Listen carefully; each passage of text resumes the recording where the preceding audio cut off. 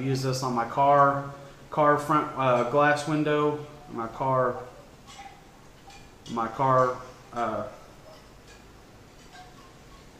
Wow. I've got a few questions about what kind of gear I have.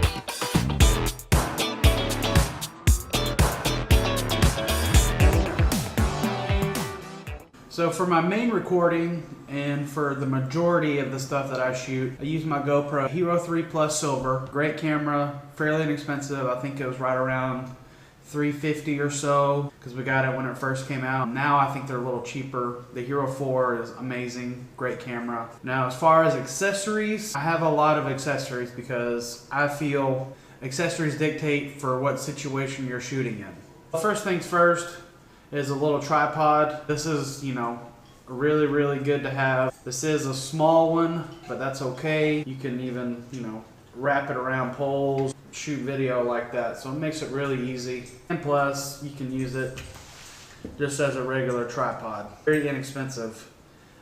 These, $10 or $15 on Amazon, and they might even be cheaper than that now. Really cool to have. Another great item to have is a selfie stick. This is the telescoping kind. This is not saltwater rated. I use it in salt water all the time. When I bring it home, I will wash it off and then oil it so it will stay, corrosion resistant. This is the protective housing. Comes with the GoPro, and this allows you to shoot underwater or if you have a high wind, we occasionally do down here. But that comes with the camera. Now all these accessories and mounts, you can do all kind of stuff with them. This one goes to the car mount I have. You can get all these little clips and leave them on a project, or if you want to take them back off, you can. Memory cards, I've got several. I use the SanDisk Extreme Plus. This is a class 10, and I have two 32 gigs. One is sufficient. One 32 gig will give you roughly 2 hours and 45 minutes of filming. This is your standard clip. This will fit in all of the various clips that it comes with. And of course, I've got my set screws. These are aftermarket. These are all aluminum. I use these especially when I'm in salt water. These look really cool, and I like the knurled grip on the side. Makes them a lot easier to take off. This is a really cool item. It's just a little lens. This is just a basic protective lens for the GoPro itself, just to keep the lens clean and debris free.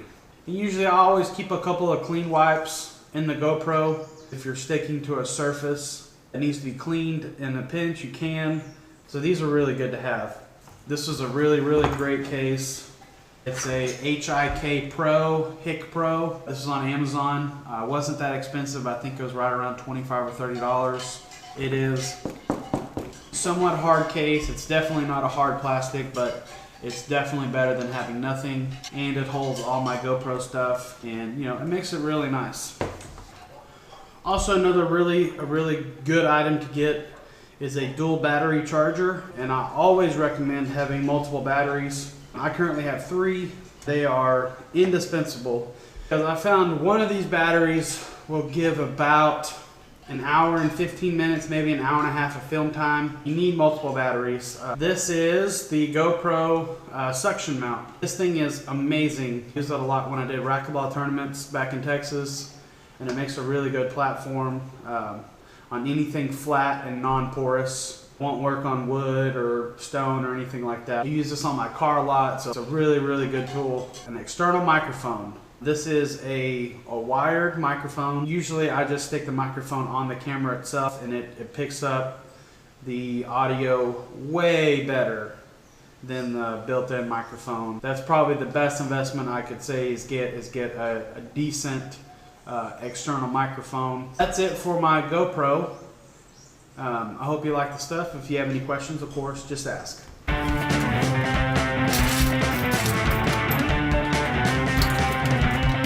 Next up, we have the The camera, this is a Nikon D5100. This has been an amazing camera. I really love this camera. The quality of pictures is great. The specs are great. Brand new, this camera was in the $600 to $800 price range. I actually got this on Craigslist.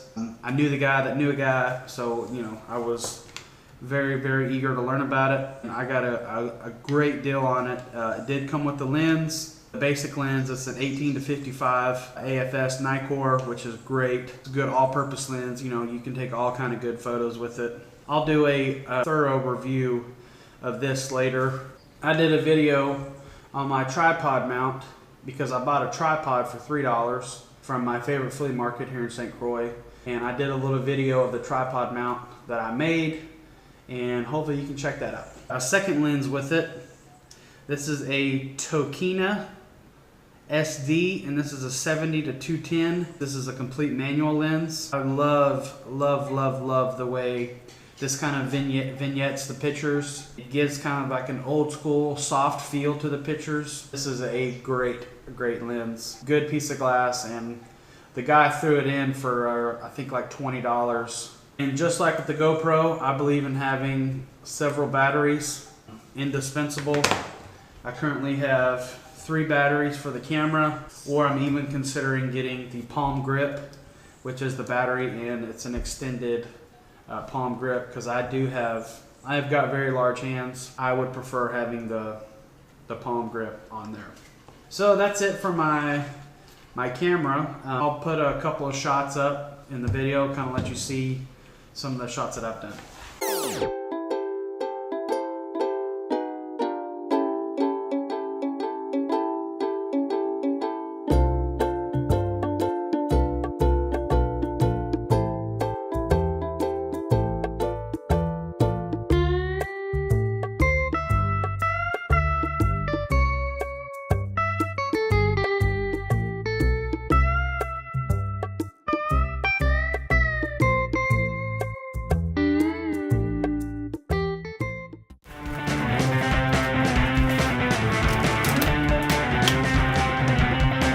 Next I have is just an iPad Air. Basic, I mean, nothing crazy about it. I believe it's a 64 gig model. I use this to do a lot of the time lapses. These are perhaps my favorite headphones of all time, and I will be doing a very thorough review of these. These are the Bose QC20s. These are the iOS version. These are the best, $300, kind of pricey, but they are amazing headphones. If you are an audiophile, because I love music, I am a musician, I think these are indispensable. Lastly is my MacBook Pro. This is a Pro Retina. This is a late 2013 edition, so it's getting old. I do all my editing and things of that nature on here using iMovie. It is a very basic program, getting better and better at it. Hopefully you can tell, like, the first videos I did were terribly edited. I also use this for about 95% of the music I do. I do that through GarageBand. You can even sync, watch your movie in GarageBand while you make your music, so you can get all the cues right. I hope you've enjoyed this, and if you have any questions or any comments to add, I'd love to hear them. And as always, thank you so much for watching.